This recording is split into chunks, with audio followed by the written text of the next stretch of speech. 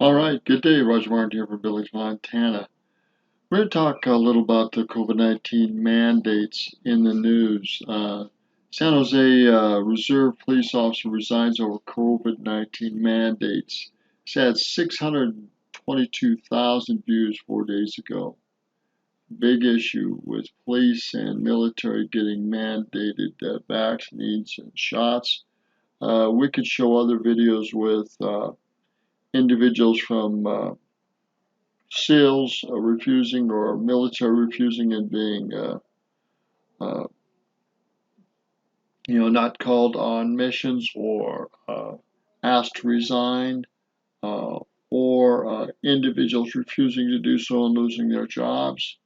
There's a lot to this. Let's go to a couple other sections here. Now, this is out of YouTube and CNN.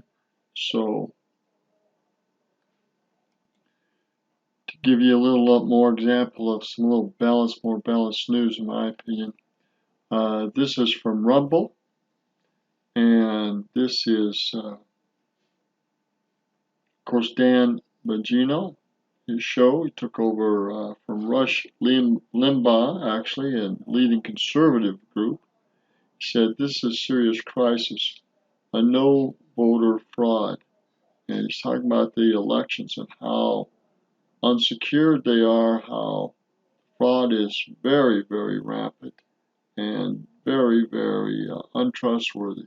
We need to get rid of the ballots and we need to vote in person, and it needs to be a single sheet of paper and needs to be tallied manually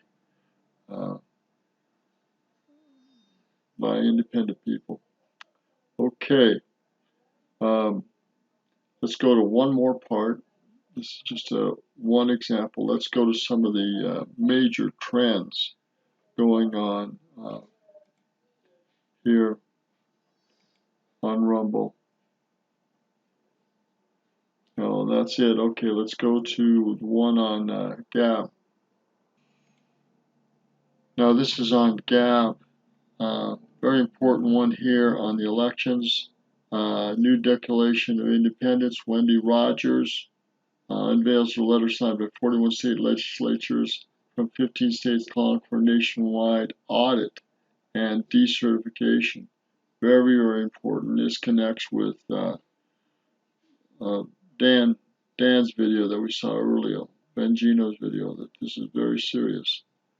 Also, question on whether or not Biden, whoever's acting as him, is senile or, is he a legitimate president? This is a very important issue too. These are just major breaking trends. Federal judge deals blow to mass vaccine mandate for New York teachers.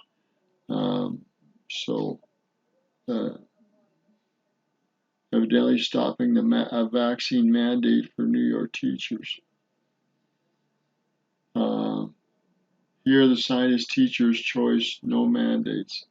So there's a small victory for those that want to be able to choose whether they get vaccinated or not.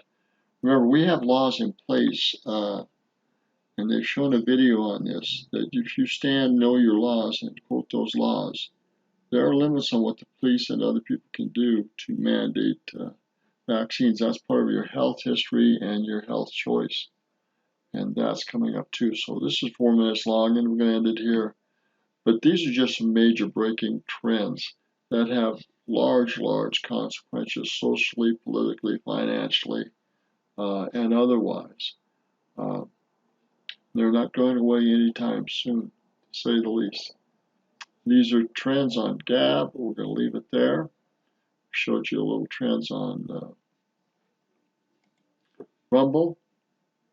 And we showed you some stuff on YouTube with CNN and also with San Jose Reserve Police resigns, 622K on that. So, and you get crazy stuff like these here from CNN, where it says governors that refuse to mandate Uh, they're running out of ICU beds. I don't believe that. I believe that's false information. You get conflicting reports from the news and versus actual nurses and doctors in the situation. Uh, some people are saying their hospitals are overwhelmed. Others are saying they're not. So where's the truth? The problem is we are not getting impartial on either side. We're not getting impartial news. And that is creating problems in itself. And great distrust for the media, great distrust for the government, great distrust for political leaders and mandates in general. People are scared because of the fear tactics of the media and medical establishments. So these things are not going away anytime soon. And we need to understand that we're going to be in turmoil as these things play out legally, financially, morally, politically, and otherwise. But they're not going away anytime soon. I believe that we'll be fighting these mandates for the next 3 or 4 or 5 years. Hopefully Trump will get back in there for 2024 because the damage that has been done to Obama and uh, Biden administration, so-called Biden administration. This is it for Roger Martin from Billings, Montana. Let me close with some hope and faith. Um, People are working to improve the voting situation. There's a lot of work that's going to be done, has to be done before the fall election of 2022.